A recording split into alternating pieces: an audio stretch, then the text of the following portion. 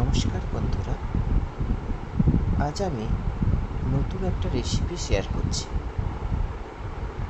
আজ বাড়িতে পার্সে মাছ ছিল, তাই পার্সে মাছ দিয়ে পার্সে মাছের পাতুরি বানিয়ে ফেললাম।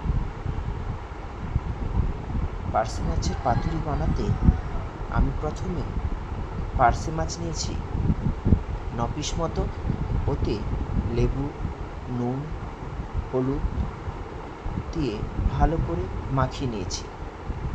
এরপর আমি একটা পাত্রে কালো সর্ষে, সাদা সর্ষে বেটে রেখেছিলাম, সেটা দিয়ে ওর মধ্যে 2 চামচ মতো টক দই, গুঁড়ো লঙ্কা, হলুদ গুঁড়ো, একটু ধনে জিরে গুঁড়ো এবং সর্ষের তেল দিয়ে ভালো করে মাখিয়ে নিচ্ছি। ভালো করে মিশিয়ে নেওয়ার পর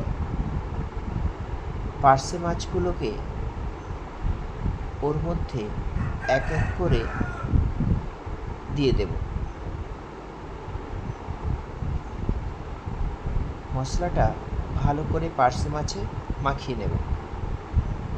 আমি একটা পার্সে মাছ ভালো করে সর্ষে ম্যারিনেট করার মতো করে মাখিয়ে নিয়েছিলাম। কিছুক্ষণের জন্য ম্যারিনেট করে রেখেছিলাম, 5-7 মিনিট মতো।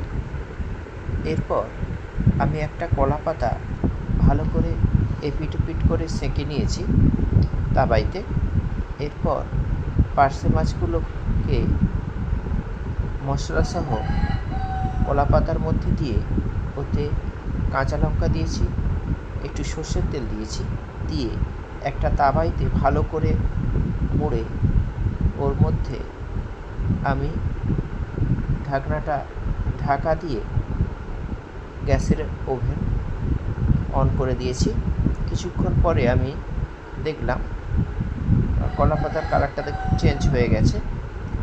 এরপর আমি এটাকে উল্টো পিট করে নিয়েছি।